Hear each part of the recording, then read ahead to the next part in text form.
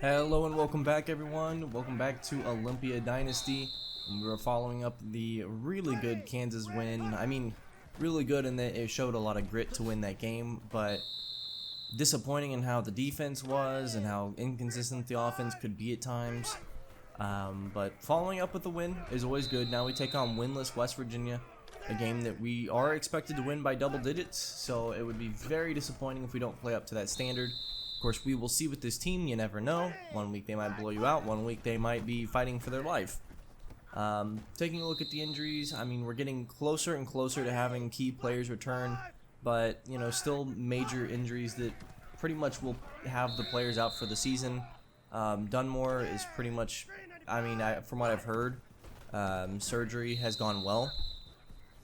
He's looking a lot healthier, you know, in a boot, but it's just too early to expect him to even maybe return for next season. It's tough to say. Hopefully it doesn't impact his running ability. He has been granted a medical red shirt, which is interesting. Adam Griffith also has been granted a medical red shirt. So that is exciting. We'll at least have him around for another year. But Eddie Jong pretty much out for the rest of the season as well, essentially. So we'll see. We'll see. Maybe guys come back earlier than expected. Christian Armstrong, there were rumors that he might be available this week, but because it's his shoulder, Coach Hunt was telling him just take another week. So we'll see if he's even back next week. Anyway, looks like we are going to rock with this squad going forward, so let's go ahead and jump into recruiting. And let's go ahead and kick it off with Northridge versus Bingham, and this was the big upset of the week. One of two upsets, but we'll get to that, as Eric Cook Jr. absolutely dotted up the Bingham defense this game. We don't even have any highlights from the Bingham offense because it was just all Eric Cook Jr. Long possessions, just driving down the field, throwing it, airing it out, running. I mean, he was unstoppable today. And here's the thing. Northridge is now fighting for a playoff spot. We'll see how the playoff race ends up shaking up, but this game could just get him there. So here is more Eric Cook Jr. as he was just excellent today. Has narrowed his decision down to Olympia and Utah State, his dad's first coaching job, and his dad's alma mater. We will see who ends up winning that race as it is coming down to the wire for Coach Eric Cook's son, Eric Cook Jr. How about this final touchdown to win the game here? 27-24 as Walter Graham actually did not play. Rome Wallace was running all over the field trying to take him down. Could not do so. Let's go ahead and jump into our next game.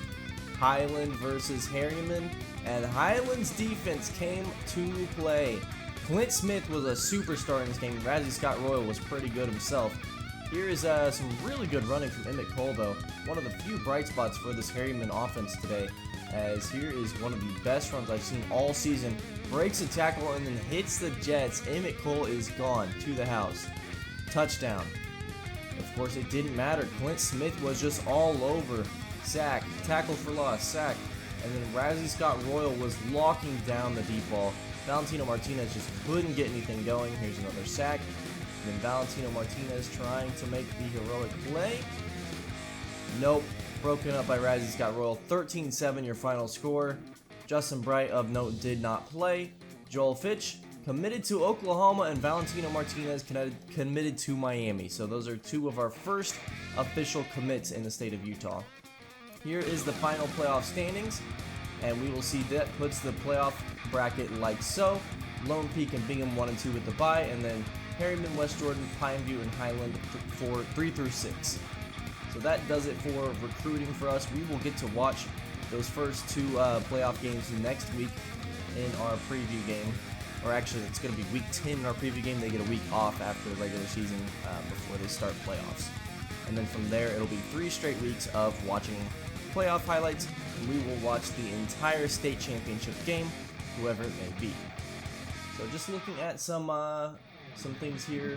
How about this top 25? Utah State inside the top 10 now. I think that's kind of awesome.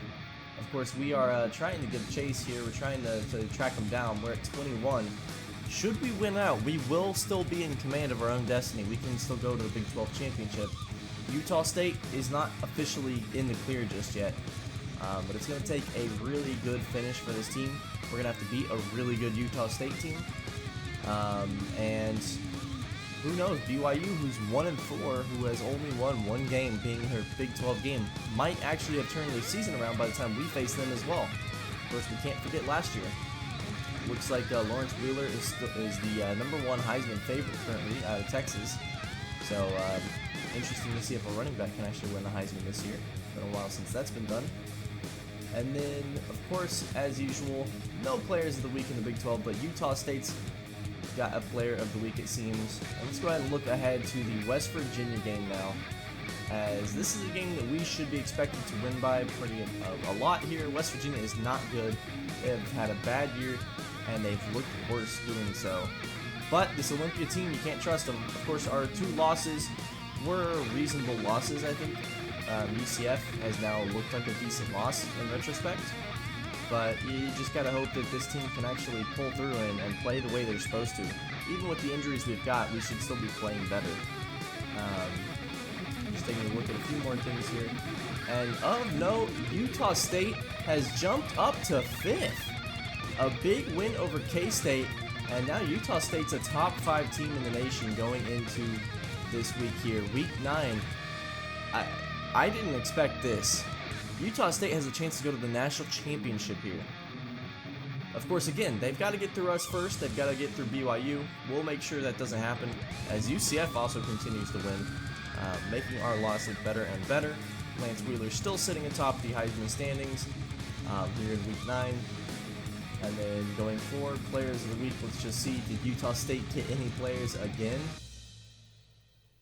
No. Cincinnati swept those awards. Cincinnati a great win over TCU there. TCU may be in free fall this year. A little disappointing on their part, as Utah State's actually top 5 in the college football playoff rankings here, the BCS rankings, and Olympia's 17th. So we'll see. It's all about how well can we finish out this season. Can we take it to Utah State, but also win our games we're supposed to win in the meantime? We will see. Coming up, here's a quick preview of the West Virginia depth chart. And then we will go ahead and end it for this bye week and jump into next week. So coming next week, we will have a straight up game, no preview for that game. This is essentially our preview week here. So it'll be coming out on, of course, Saturday. And then the week after, we'll be back to the preview format with a game in between. Thank you so much for watching. Have a great rest of your day. I will see you next week against 0-6 West Virginia. Have a good one.